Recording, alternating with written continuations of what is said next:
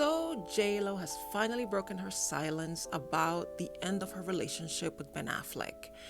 And I think I was one of the first people who saw the interview when it dropped.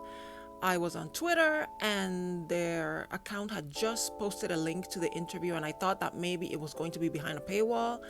But to my surprise, I was able to click and read the whole thing. At first, I thought, okay, this is just, she's not going to talk about the divorce. She's going to promote her new project and she's going to dance around the issue. She's not really going to get into it. But to my surprise, she did talk about the divorce. Now, to be fair, she didn't use the word divorce, I don't think. And she never said Ben. But she did talk about the end of the relationship in ways that was surprising, was refreshing, and in ways that proved me right. We're going to talk about that. But before, if you don't mind taking a few seconds to just click that subscribe button, I would love to have you join my channel. It's a tiny little channel, but we're growing, and I hope to see you around more. Thank you so much for watching, and let's get into the video. So it was a very interesting, like I said, interview. She covered a lot of things. She talked a lot about the project, the movie that she made with her ex-husband's production company, Ben Affleck's company. He was nowhere during the premiere. His best friend, Matt Damon, who co-owns the production company, was there. And there was so much said about how J-Lo and Matt were talking, and it seems like they were holding hands, and it seemed like almost like a farewell conversation. But in this interview, she talked a lot about the project, but then she really went into talking about the relationship, and it was very clear that the interviewer, her name is Nikki Glazer. Apparently she is a comedian. I've never heard of her before, but she was the one who interviewed her.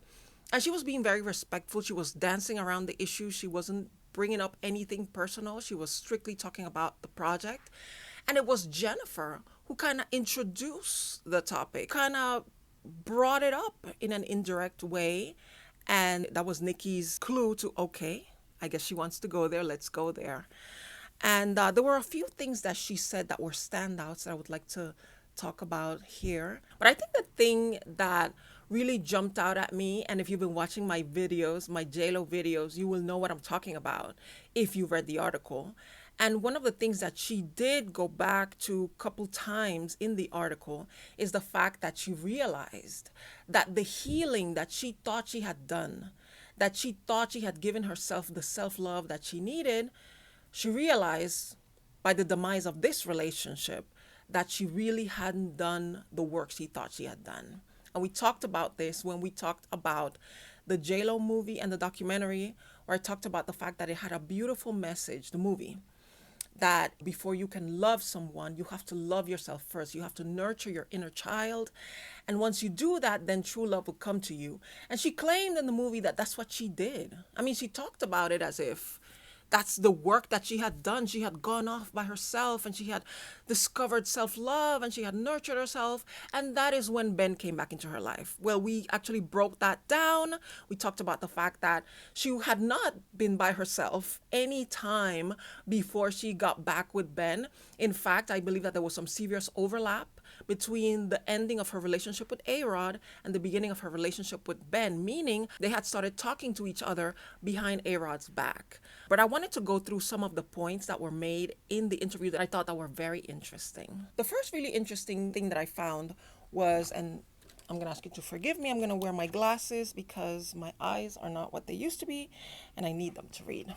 So there was this moment where she said, "My whole life has been proving my enoughness. Dealing with feeling like you're enough from when you're very young is something that you don't figure out for a long time because you're not looking at yourself like that. Something is driving you and your decisions and you don't know why. You start going, wait a minute, what is going on here?" And Nikki asked her, "What do you think got in your head early on that you weren't enough?" And Jennifer says, "It was just being ignored, being a middle child, having a very outgoing mom and a dad who worked all day and worked all night and feeling like you weren't important, like you weren't a priority. That embeds in you. You don't even really know until things start manifesting in your actual adult relationships. Oh, I'm comfortable with this person ignoring me. I'm comfortable with this person treating me this way or that way. That for me has been a journey. And when she said that, I thought, ooh, she's going into in a little bit of detail as to what was going on with her relationship with Ben. And it's very clear that it was Ben who was doing the pushing away of her in this relationship. One of the things that I found very interesting is how she referred to life testing her. She said, and yeah, there's times when I thought I figured it out. And then life goes, let's send you another thing and see if you fall for it. Let's see if you really have learned that lesson. And when she said that, let's send you something and see if you fall for it. It made me think about how Ben wooed her, just like he did the first time. He wooed her. He made her feel comfortable, like he wasn't going anywhere. Remember that not going anywhere thing? It's the way he love bombed her at the beginning, just like he did in the past. And she fell for it again. That's why she used those words. She fell for it. She believed him when he told her he wasn't going anywhere. And it was very interesting how she worded that. But it's very clear that the picture we have been painting while we were talking about this in our videos, we were on the right track. Ben wooed her, made her feel comfortable in that relationship, made her feel like this time is forever. And then she resorted to old habits of exposing her private life, talking too much, wanting the cameras to be in her face, in the face of her relationship, so she can brag to everybody, look how I'm being loved. Aren't you jealous? And well, recipe for disaster. But then there was this line that really made me feel so sorry for her when she said, because Nikki asked her, I think we all know you have to love yourself before you can let somebody else love you. We know that, but do we practice it? Do you feel now that you're practicing it? And Jennifer answers, that to me is a scary thing too, or a confusing thing, because it's like, oh, you couldn't love me if I have flaws? I have to be perfect to be loved?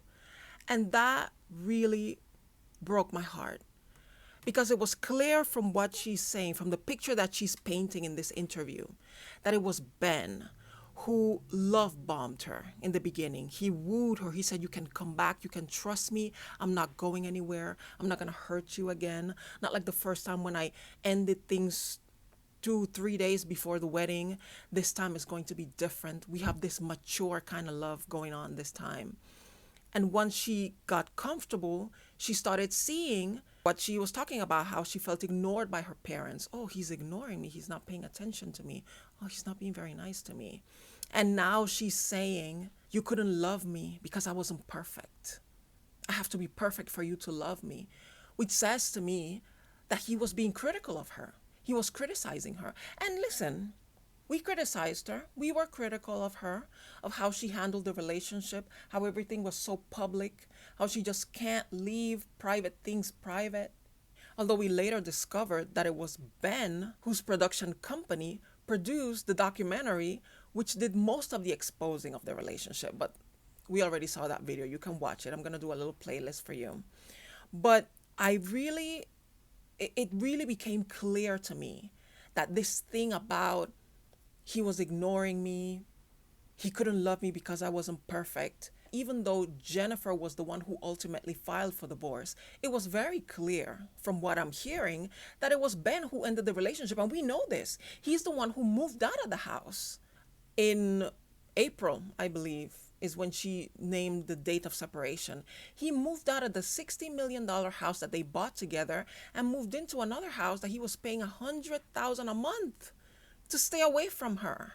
And it is interesting to me because in all the other relationships, reportedly, it was Jennifer who ended it. The men didn't necessarily want to end the relationship, but she's the one who went ahead and ended things, mostly because she was already moving on to the next guy, because that's how she does things. But it is Ben who left her twice.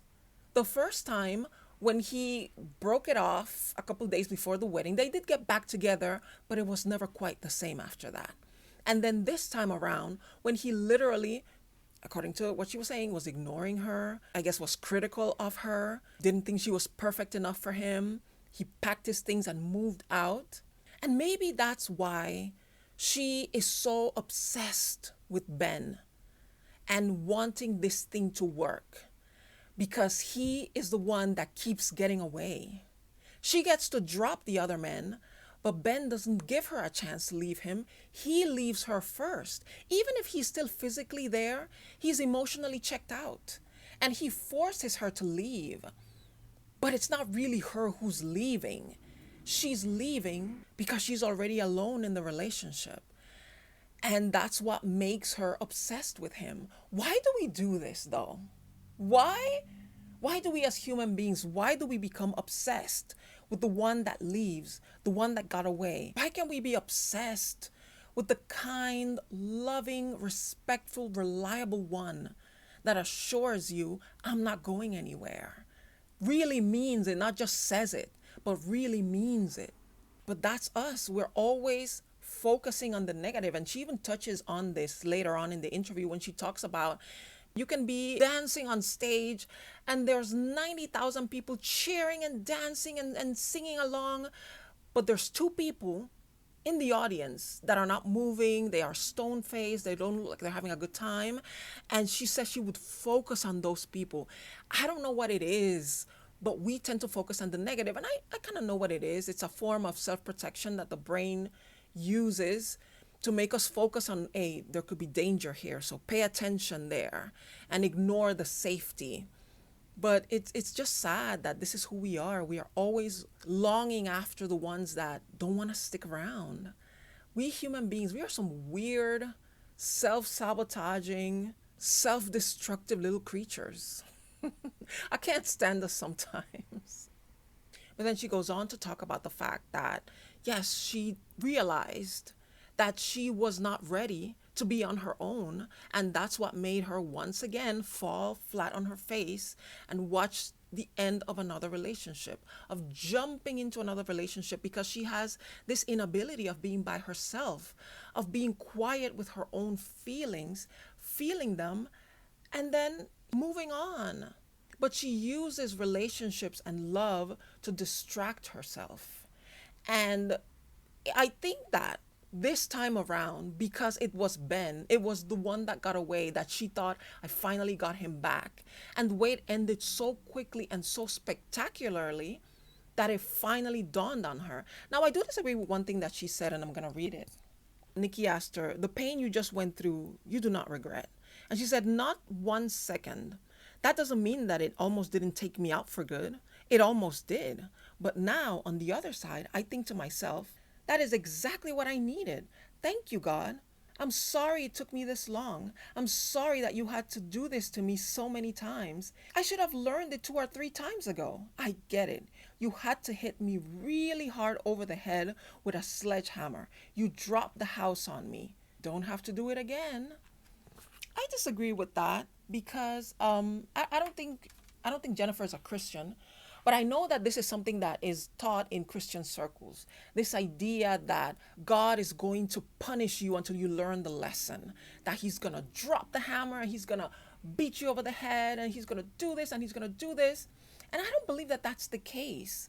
I believe that this world is messed up enough that God doesn't have to. He doesn't have to really do any of these things. He doesn't have to intervene in a violent way or in a mean way.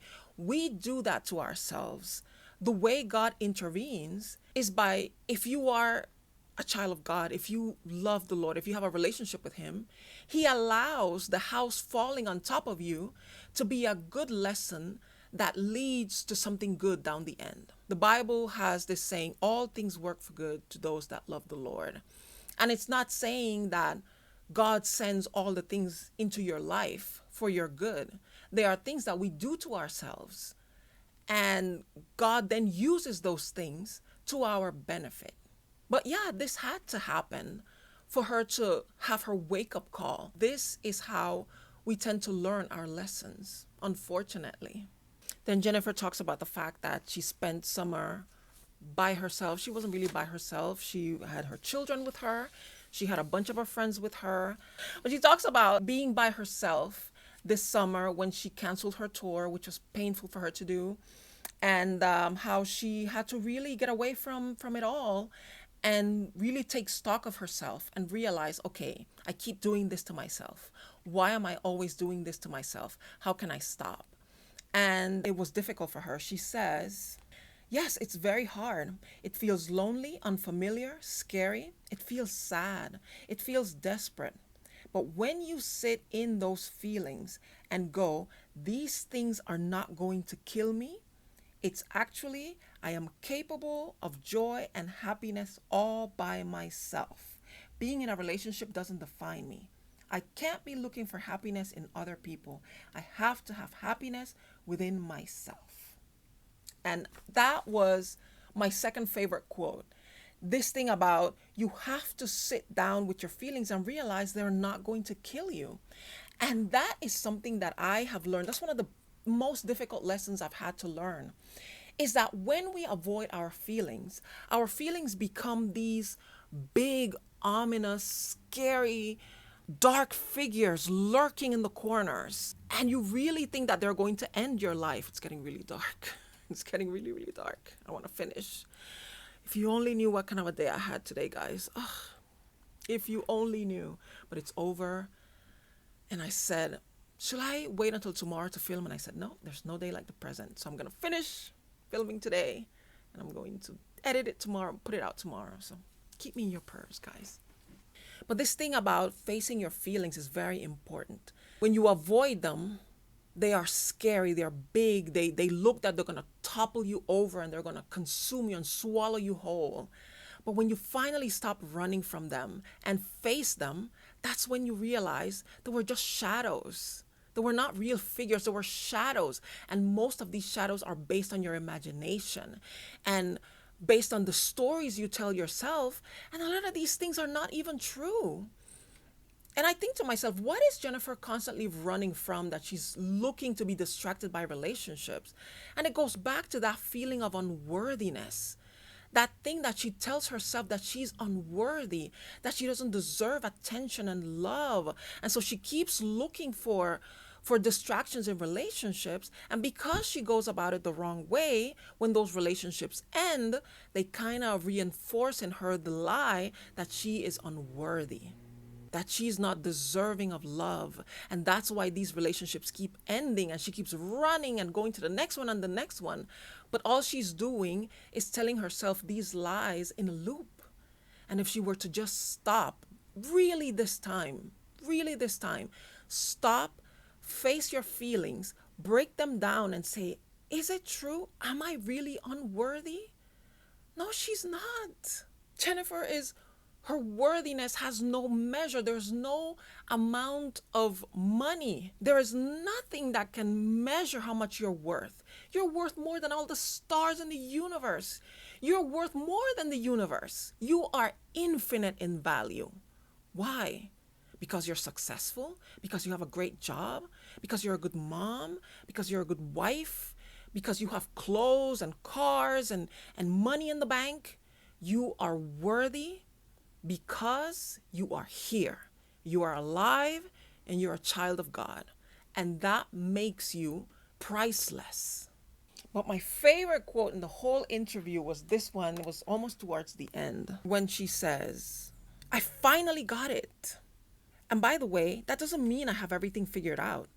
Now I'm excited when you say you're going to be on your own. Yes, I'm not looking for anybody because everything that I've done over the past 25 to 30 years, being in those different challenging situations, what can I do when it's just me flying on my own?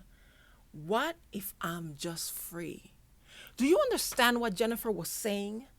What Jennifer said is, you see this career, this amazing career that nobody believes could have been possible, that I could sustain megawatt celebrity status for 25 to 30 years. You see this thing that I built?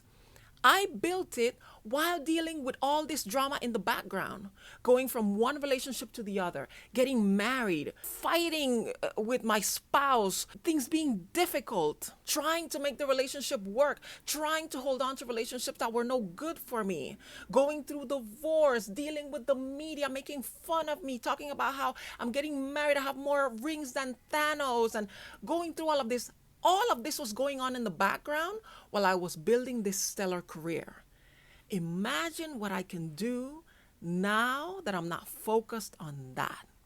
And when she said that, I said, girl, if you can really do that, the best is yet to come. We ain't seen nothing yet from Jennifer Lopez because she was divided all these years trying to get her personal life in order and then trying to build a career. And she still built something spectacular. So imagine what she can do when she removes all those distractions, the men, the focusing on the men, the fighting with the men, and just saying, let me just build a career. Let me just try to make myself happy. Now, do we believe Jennifer when she says she's done? Because she did say that. The interviewer said something like, "Oh, so I guess you're planning to do better next time when you're in a relationship." And she's like, "You know what? I'm not looking for a relationship." Do we believe her? We've heard her before. We've been here before with J-Lo. We were just here with J-Lo. She was just telling, "Oh yeah, stop looking," and that's when I found love. And here we are. I don't know. I truly believe that if Jennifer really works on herself and she says, you know what, I'm done. I tried getting married. I tried it in the past. I tried it different ways with different types of guys, and it just didn't work out. I've had enough of that. I'm going to now spend the rest of my life enjoying myself, enjoying my children. One day I might become a grandma.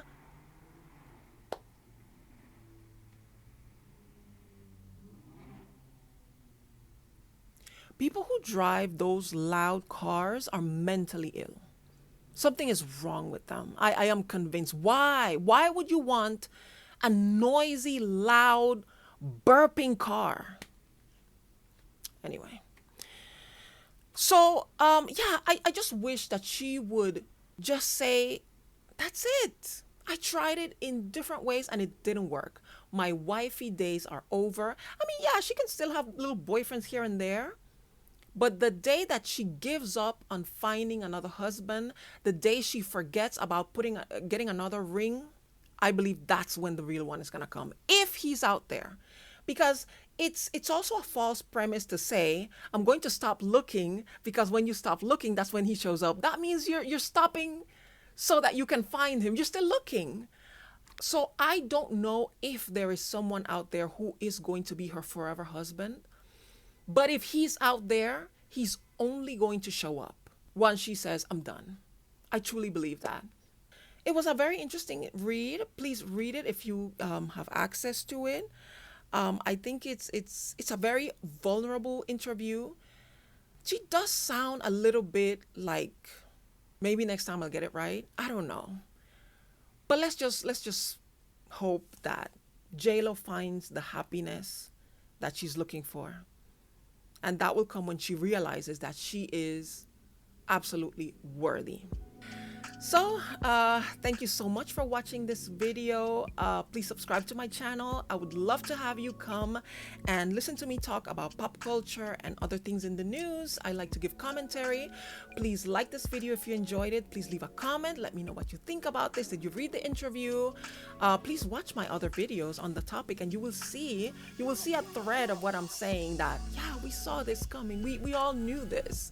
But we don't do this to hurt J-Lo or to laugh at her. We love her. We want her to find true love, or the ultimate greatest love there is, which is, number one, a relationship with God, if you believe in that, and a loving relationship with yourself. Please share this video if you would like to. While you're here, please watch other videos. I'm going to link my J-Lo playlist. Thank you once again for being here, and hopefully I will see you in the next one.